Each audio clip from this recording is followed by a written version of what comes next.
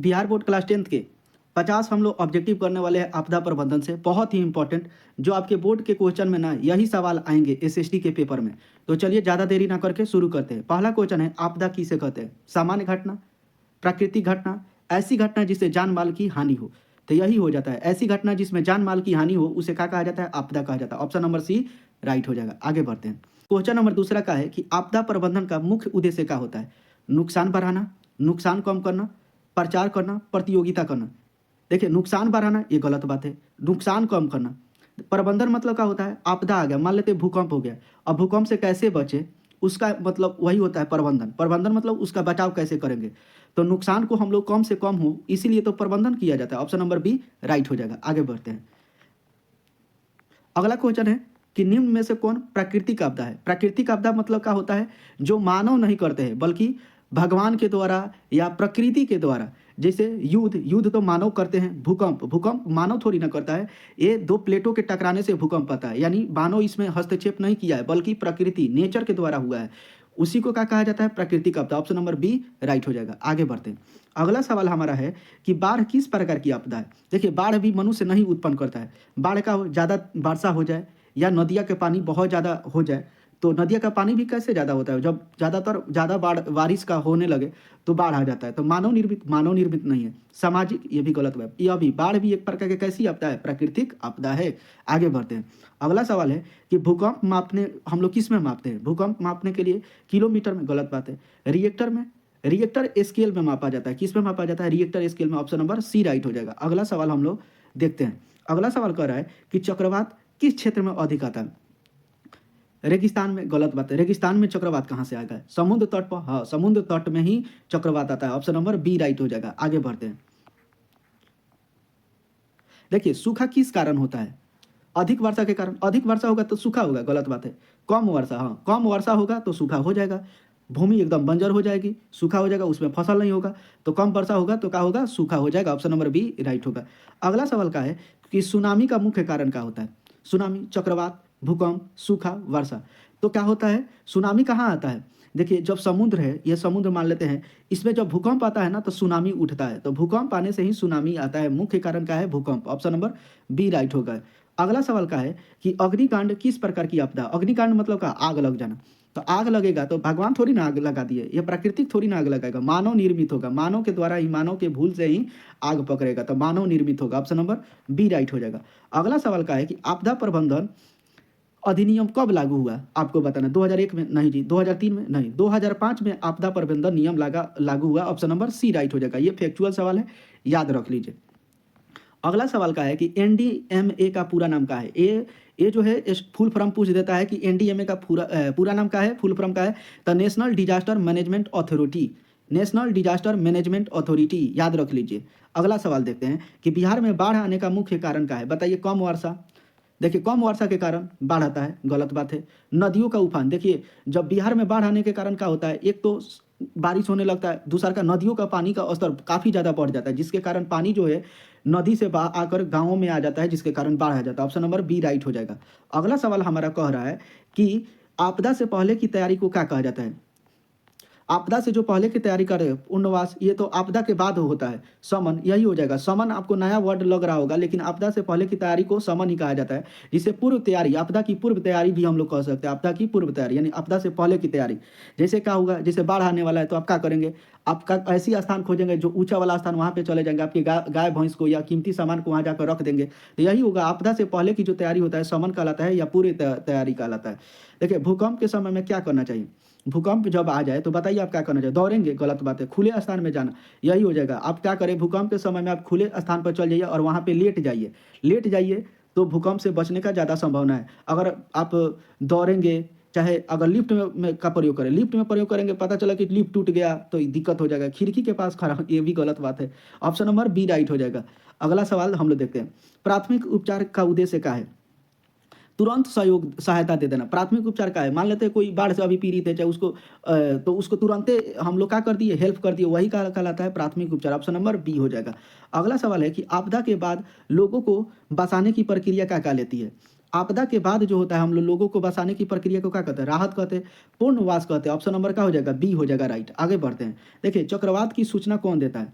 चक्रवात जो आता है सूचना कौन देता है? मौसम विभाग देता होगा। ऑप्शन नंबर बी राइट हो जाएगा। रेलवे थोड़ी ना देगा, पुलिस थोड़ी, बैंक थोड़ी ना देगा। आगे बढ़ते हैं कि भूस्खलन की अधिकतर क्या होता है? देखिए भूस्खलन क्या होता है, ये पहाड़ी इलाकों पर होता है। क्या होता है, बारिश हो गया, चाहे कभी तेजी से हवाएं आ गए तो वो जमीन खिसक जाता है, वही क्या होता है, भूस्खलन हो जाता है। भूमि का हट जाना ही, अपने स्थान से भूमि का हट जाना ही भूस्खलन होता है। तो मैदान में नहीं होता, रेगिस्तानी पहाड़ी क्षेत्रों में ज़्यादातर ऐसे देखने को मिलता है। ऑप्शन नंबर सी हो जाएगा। अगला सवाल क्या है कि महामारी किस प्रकार की आपदा है? बताइए। महामारी जो होती है, महामारी की जैविक, एक प्रकार के जैविक आपदा है। कैसी आपदा है? जैविक आपदा, कचरा से फैलता है। ऑप्शन नंबर ए हो जाएगा। आगे बढ़ते हैं। आपदा के समय में हेल्पलाइन नंबर किसका प्रयोग करना चाहिए?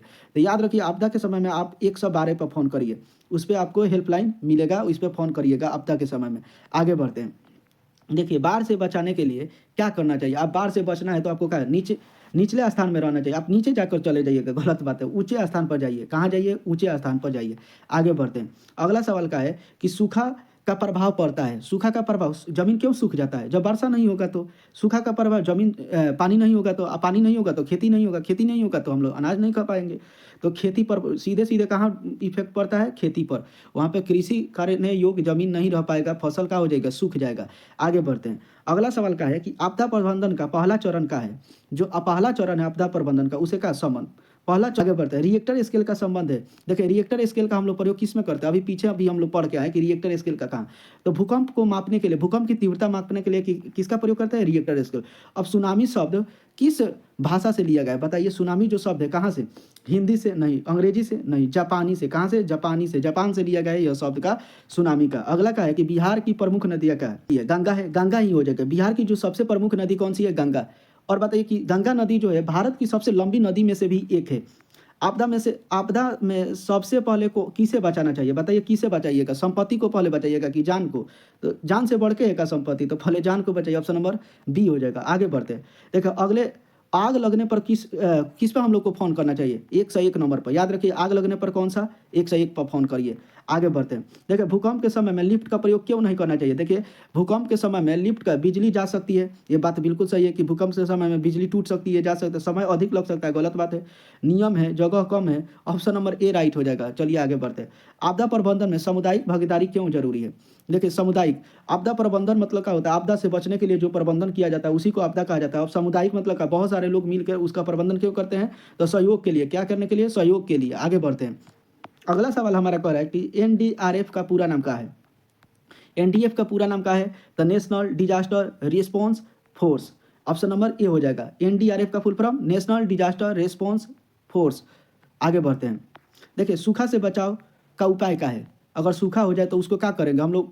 कैसे भी करके उस पर पानी डालेंगे, यानी वर्षा जल का संचयन करेंगे, तो सूखा की स्थिति धीरे धीरे क्या हो सकता है? कम हो सकता है। आगे बढ़ते हैं कि आपदा चेतावनी का उद्देश्य क्या होता है? डर फैलाना। आपदा चेतावनी देंगे तो हम लोग डर फैलेंगे, गलत बात है। नुकसान कम करना, अफवाह फैलाना, नुकसान कम करना। ऑप्शन नंबर बी ही राइट हो जाएगा। आगे बढ़ते हैं। भूस्खलन का कारण क्या है? भूस्खलन का कारण क्या है? बताइए भूस्खलन का जो कारण क्या है? भूस्खलन में जमीन डायरेक्ट क्या होता है? खसक जाता है।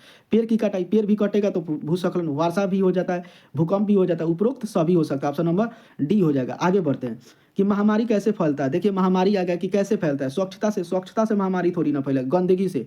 गंदगी से क्या होता है? महामारी फैलता है। ऑप्शन नंबर बी राइट हो जाएगा। अगला सवाल कह रहा है कि आपदा के बाद भोजन का वितरण को क्या कहते हैं? क्या कहा जाता है? राहत कहलाता है। वो एक प्रकार का राहत मिलता है हमें भोजन। अगला चलते हैं, क्वेश्चन देखते हैं कि अगला क्वेश्चन क्या कह रहा है कि चक्रवात में हवा की गति होती है। हवा की गति जो होती है ना, बहुत तेज होती है, बहुत काफ़ी तेज हो जाती है चक्रवात में। ऑप्शन नंबर बी हो जाएगा राइट। अगला सवाल क्या है कि भूकंप का केंद्र क्या कहलाता है? फोकस कहलाता है। भूकंप का जो केंद्र होता है उसे क्या कहा जाता है? फोकस कहलाते हैं। अगला सवाल है कि आपदा जोखिम घटाने का दिन मनाया जाता है, कौन सा दिन है वो? जो आप आपदा जोखिम घटाने का दिन कौन सा? 13 अक्टूबर को। कौन सा आपदा जोखिम दिवस कब मनाया जाता है? 13 अक्टूबर, याद रखिए। अगला सवाल हमारा कह रहा है, क्या कह रहा है अगला सवाल कि प्राथमिक उपचार कौन देता है? बताइए प्राथमिक उपचार कौन देगा? डॉक्टर देता है, प्रतिशिक्षित व्यक्ति। यही ऑप्शन नंबर बी राइट हो जाए। डॉक्टर को कहाँ से बुलाएंगे? पहले तुरंत उसको अपने से सपोर्ट दीजिए, उसको रक्षा करिए। बाढ़ के समय में बिजली के तार से दूर रहना चाहिए। क्यों रहना चाहिए? बताइए। करंट लग सकता है, बिल्कुल लग सकता है। देखिए बाढ़ के समय में तार टूट जाए, अगर वहाँ पे आप रहेंगे तो करंट मार देगा, बिल्कुल मार देगा। ऑप्शन नंबर ए राइट हो जाएगा। आगे बढ़ते हैं। देखिए आपदा प्रबंधन का अंतिम चरण क्या है? अंतिम चरण जो है पुनर्निर्माण है। ऑप्शन नंबर क्या हो जाता है? सी हो जाएगा ऑप्शन नंबर। अगला सवाल देखिए क्या है, भूकंप का मुख्य कारण क्या होता है? भूकंप जो होता है कैसे आता है?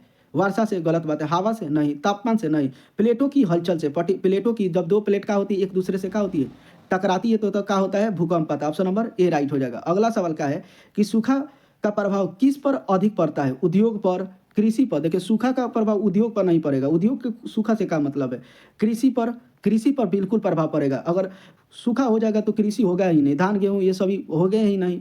आगे बढ़ते हैं। अगला सवाल क्या है कि सुनामी में लहरें आती है, सुनामी में जो लहरें होती है ना वो छोटी नहीं होती है, काफ़ी ऊंची ऊंची होती है। गलत है, बहुत ऊंची ऊंची। ऑप्शन नंबर सी राइट हो जाएगा। अगला सवाल हमारा है, बहुत ही इंपॉर्टेंट सवाल है कि आपदा प्रबंधन में प्रशिक्षण क्यों आवश्यकता है, समय बताने के लिए, जागरूकता को बढ़ाने के लिए।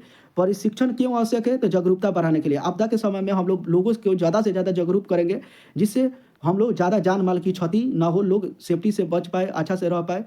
ऑप्शन नंबर बी राइट हो जाएगा। अगला सवाल हमारा है, बाढ़ में सबसे अधिक प्रभावित राज्य कौन सा है। बाढ़ का से सबसे अधिक प्रभावित बिहार है भाई, हमारा बिहार सबसे आगे रहता है। ठीक है, जितना भी गलत काम है उसमें बिहार सबसे आगे रहता है, तो बिहार हो जाएगा अधिक प्रभावित राज्य। आगे बढ़ते हैं। आपदा के समय में अफवाह से क्या होता है। देखिए आपदा के समय में कोई अफवाह फैला दे तो शांति होता है, गलत बात है, भ्रम मच जाता है, पूरा एकदम लोग डर जाते हैं, भय हो जाता है, भ्रम हो जाता है। ऑप्शन नंबर बी राइट हो जाएगा। 49 नंबर सवाल हम लोग देख लेते हैं कि आग से बचाव का साधन क्या है। पानी है, बिल्कुल पानी है, रेत है, बिल्कुल पानी है, अग्निनाशक यंत्र इसका भी प्रयोग करते हैं, उपरोक्त सभी हो जाएगा। आग से बचने के लिए हम लोग इन सभी का प्रयोग करते हैं। देखिए 50 नंबर सवाल का है कि आपदा प्रबंधन में स्वयंसेवकों की भूमिका क्या होती है। मदद करना, नुकसान बढ़ाना, अफवाह फैलाना, राजनीति करना, ये तीनों का है गलत है। आपदा प्रबंधन में स्वयंसेवकों की महत्वपूर्ण भूमिका क्या होती है, मदद करना। क्या करती है, मदद करना। यहाँ पे हम लोग आपदा प्रबंधन के 50 ऑब्जेक्टिव कर लिए, और आप बताइए कि 50 क्वेश्चन में आपने कितना सही किया, कमेंट में बताइए। और जो नहीं समझ में आया था, जो आपको नहीं उसको आप याद कर लीजिए, पेपर में पूछने का बहुत संभावना है। तो चलिए, थैंक यू, मिलते हैं अगले वीडियो में। जय हिंद, जय भारत।